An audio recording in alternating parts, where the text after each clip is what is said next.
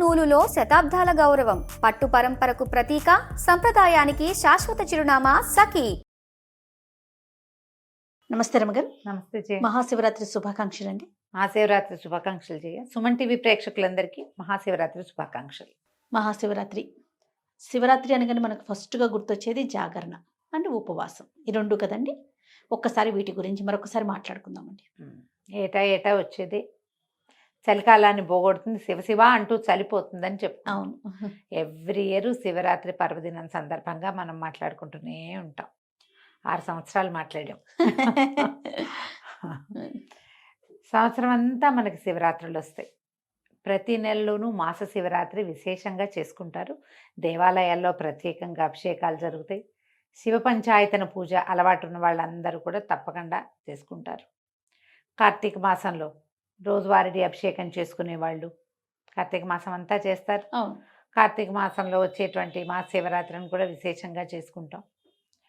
కార్తీకం వెళ్ళాక, మార్గశిరం వెళ్ళాక, మాఘం కూడా వెళ్ళిపోతూ ఉండగా ఈయన వస్తాడు ఇప్పుడు పరమేశ్వరుడు.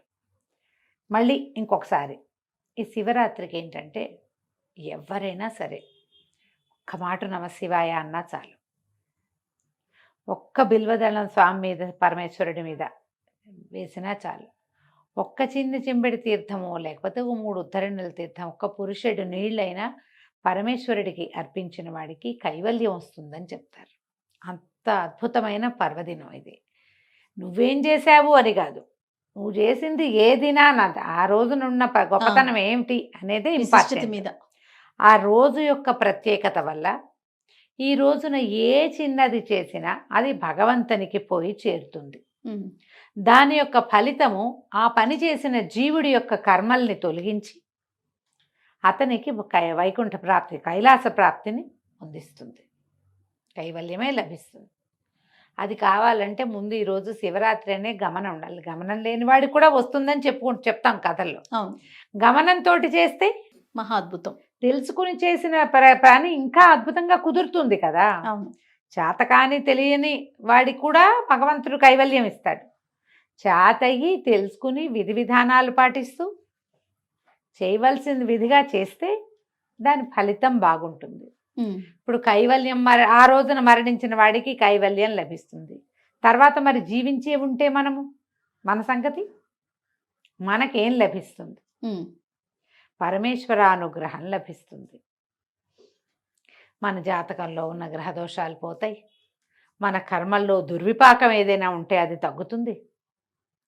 మనం ఇంకా పడవలసిన కష్టం ఏదైనా ఉంటే అది చిన్నదవుతుంది.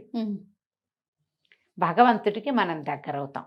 దానికోసమని మనం ఇట్లా పర్వదినాలు వచ్చినప్పుడు ప్రత్యేకంగా చెప్పుకుంటాం. ఈరోజు గమనంతో తలస్నానం చేయండి శివరాత్రి అని చెప్పి, కుదిరినంత వరకు ఏదైనా ఒక చిన్న శివాలయమైనా మన పక్క సందులో ఉన్నదానికైనా వెళ్ళి ఒక్కసారి ప్రతిష్ఠ చేయబడిన పరమేశ్వరుణ్ణి చూసి రండి. శివలింగాన్ని చూడండి. కుదిరితే 2 మారేడు దళాలు స్వామికి సమర్పించి కాసిన నీళ్లు పోయటానికి అవకాశం ఉంటే పోయండి. అభిషేకం వాళ్లే చేస్తూ నిన్ను చూడు నీకు తీర్థం ఇస్తామంటే అభిషేక తీర్థం పుచ్చుకోండి. భస్మాన్ని ధరించండి. నోటితోటి ఓం నమ శివాయ అనుకోండి. పంచాక్షరిని, ప్రణవ పంచాక్షరిని వదిలిపెట్టకుండా ఉంటే చాలా మంచిది. ఏదో మాట్లాడుకుంటూనే ఉంటాం, పనులు పాటలు ఉంటాయి కదా, ఆఫీసులు ఉద్యోగాలు ఉన్నవాళ్ళు అవి ఉంటాయి. సంసారంలో ఉన్న వాళ్ళకి జంజాటం తప్పదు. జంజాటంతో పాటే పంచాక్షరిని వదిలిపెట్టద్దు. దీంతో మీరు ఈ రోజున దుర్భాషలు ఆడకండి. మీరు ఎవరిని తిట్టినా శివుని తిట్టినట్టేననుకోండి. దుర్భాషలు ఆడద్దు, పోట్లాటలకు దిగద్దు, హక్కులు జమాయించేందుకు ఉద్దేశంలోకి వెళ్ళబోకండి. ఈ రోజున భగవంతునికి సమర్పించండి. ఈ రోజుని ఆయన కోసమే, అంతే. ఆ ఉద్దేశంతో చేస్తే మీరు చేయగలిగినంత ఉపవాసం, చేయగలిగినంత జాగరణ, ఇవ్వగలిగినంత సేవ ఇవ్వండి. వీటిలలో మార్పు లేదు, మానద్దు. ఓకే. మేము ఉపవాసం ఉండమండి, ఏదో తినేస్తాం. బ్రేక్ఫాస్ట్ మానేయగలిగితే మానేయండి. ఆఫీస్ ఉంది, ఉపవాసాలు మానలేరు. సాత్వికమైన ఆహారం తీసుకోండి. అది ఇంట్లో పొద్దున్న దేవుడికి నివేదన పెట్టింది తినండి. ఉపవాసమే అది. ఈయనకి అన్నం తినకూడదు లాంటివి ఏమంటారు, మనం ఏకాదశికి చెప్పినట్టుగా ధాన్యంలో మురాసురుడు ఉంటాడు కాబట్టి అన్నం వర్జేతన్నారు, అన్నం వర్జించమన్నారు. కానీ శివరాత్రిగా అన్నం వర్జించాలన్న నియమం లేదు, ఆ మాట చెప్పటల్లా. ఉపవాసం ఉండాలి. ఆ ఉపవసించేటప్పుడు అవకాశాన్ని బట్టి ఉపవసించండి. ఏదైనా పళ్ళు, ఫలాలు, పలహారము తీసుకోండి. శివనామస్మరణలో సమయం గడపండి చక్కగా. మీ అవకాశాన్ని బట్టి ఇంట్లో ఏదైనా అభిషేకం చేసుకునే అవకాశం ఉంటే చక్కగా చేసుకోండి. పక్క ఇళ్లలోనో వెనకింట్లోనో మీ వాళ్ళు మేము ఏకాదశి రుద్రాభిషేకం చేసుకుంటానంటే వాళ్ళ ఇంటికి ఎవడెళ్తాడని మానేయకండి. వాడి మొహం మనకు గిట్టకపోయినా సరే పిలిచారంటే వెళ్ళాలి, తెలిసిందంటే వెళ్ళాలి, అలా పెట్టుకోండి. ఇదే మనం భగవంతుడికి ఇవ్వగలిగేదమ్మా. శ్రద్ధ, ఆస్థ ఆ రెండే ఇస్తాం, అంతకంటే ఏం అక్కర్లా. అసలు ఆ రెండు ఇస్తే చాలు. ఎక్కడ అవకాశం ఉంటే అక్కడికి వెళ్ళండి. ఒక్కసారి వెళ్ళి అట్లా ఆ మంత్రం ఏదైనా మన చెవిని పడితే మనకు అర్థమైనా కాకపోయినా లోపల పేరుకునే మాలిన్యాలు పోతాయి. శివుడు అభిషేక ప్రియుడు, మనం ఎప్పుడు చెప్పుకుంటాం ఆ మాట. అలంకార ప్రియో విష్ణువు అభిషేక ప్రియ శివ. ఏం అక్కర్లేదు, ఒక చెంబెడు నీళ్ళే కావాలి. మీ చేత్తోటే పోసే అవకాశం లభించిందా మంచిది. ఈ ఉజ్జయిని అవి వెళ్ళామా జయ, ప్రతి చోట మేము ఎక్కడ మా ఇళ్లలో మేము మనమే శివలింగం మీద నీళ్లు పోయటం ఆడవాళ్ళకి సాధారణంగా ఇవ్వరు. ఇక్కడ శివాలయాల్లో కూడా నేను లోపలికి వెళ్ళి ముట్టుకోవటం అది నేను ఎప్పుడు చేయలే. శ్రీశైలంలోనూ అక్కడ స్పర్శ దర్శనం అవకాశం ఉన్న చోట మాత్రమే చేశాం, కానీ ఇంకెక్కడ నేను ముట్టుకునేదాన్ని కాదు. అక్కడ ఏ చీటి శివాలయంలోకి వెళ్ళినా సరే అన్ని శివాలయాలు ఇంత బుజ్జి రాగి చెంపిస్తారు వాళ్ళు. వారికి ఇవ్వండి అంటే అమ్మ మీరు కూడా తీసుకోండి నీళ్ళు పోయండి. పర్లి వైద్యనాథం వెళ్ళాం లాస్ట్ జనవరిలో, మనం చెప్పుకున్నాం వెళ్ళినప్పుడు. అదే మన షోలాపూర్ అవి కూడా వెళ్ళాము అప్పుడు. ఈ పర్లి వెళ్తే పెద్ద శివలింగం, వైద్యనాథ లింగం. నాన్న మా అబ్బాయి ఆయనకి ఇవ్వండి అంటే ఒప్పుకోలే. ఆ లోపల నర్చకుడు ఆయన నీళ్ళు పోస్తారు, మీరు పోయండి అమ్మా అని ఒక చెంబు ఇచ్చి అబ్బాయి అమ్మగారికి ఇవ్వు అని మా అబ్బాయితో ఆ చెంబు నా చేతికి ఇచ్చేదాకా ఆయన ఊరుకోలే. జ్యోతిర్లింగము చేతితో చేయకూడదు, మాకు శంకలు ఉన్నాయని నేను వెనక్కి ఉంటాను, ససేమిరా అన్నారు.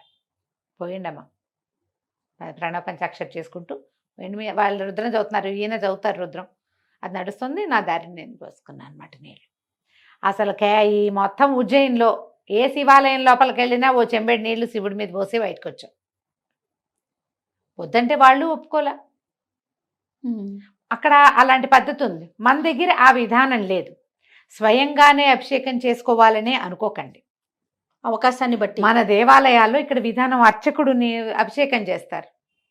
చూసి తరించండి అమ్మా చాలు, చూసినా చాలు. చూసి ఆ అభిషేక తీర్థం తీసుకుంటే అది కూడా సరిపోతుంది. మీ ఇంట్లో అవకాశం ఉంటే చూడండి, పక్కింట్లో దొరికితే లభిస్తే చూసుకోండి, లేకపోతే దేవాలయాలకు వెళ్ళే అవకాశం ఉంటే చూడండి. ఇవేవి లభించలేదు, టీవీలో చూడండి, హాయిగా ఉజ్జయినితో సహా అన్నీ చూపిస్తారు. అవును, అన్ని జ్యోతిర్లింగాల్లోనూ దర్శనం వస్తుంది. చక్కగా కూర్చుని చూసుకోండి హ్యాపీగా. సాధ్యమైనంత తక్కువ భుజించండి. పూర్తిగా మానేస్తే మరీ మంచిది. మారేడు దళాలు దొరికితే వాటితో అర్చించుకోండి. రాత్రికి ఉపవాసం, ఇది లింగోద్భవ కాలం వరకు ఉపవాసం ఉండటం మంచిది. జాగరణ ఉండటం మంచిది. రాత్రి జాగరణ చేయాలంటే తెల్లవార్లు, అది లెక్క ఏమిటి, ఈ సాయంకాలం నుంచి రేపు పొద్దుటి దాకా అని కదా, తెల్లవారేదాకా ఉండగలిగే వాళ్ళు ఉంటారు, ఉండలేని వాళ్ళు ఉంటారు కదమ్మా. అందరి వల్ల అవద్దు కదా. ఈ వీళ్ళల్లో ఏం చేయొచ్చు మనం, లింగోద్భవాలంటే రాత్రి 1:30 అలా అయ్యేసరికల్లా ఇది ఏకాదశి రుద్రాలు అయిపోయి లింగోద్భవ కాలంలో ఆఖరి పూజ చేస్తారు. ఆ తర్వాత ఇంకా జాగరణ భజన చేసుకుని జాగారం చేస్తారు. అప్పటిదాకా ఉన్నా చాలు.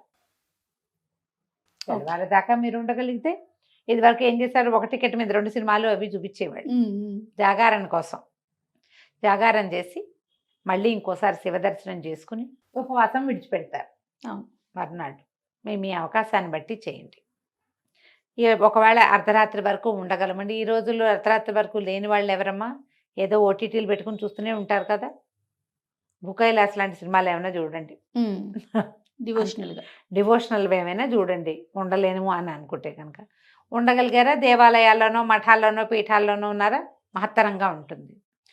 ఎప్పుడు కూడా పర్వదినాల అవకాశాన్ని పోగొట్టుకోవద్దు. ఆ రోజున చేసేటువంటి చిన్న క్రియ కూడా మనని భగవంతుడికి దగ్గర చేస్తుంది. మన కర్మలు కొంత తొలగిస్తుంది.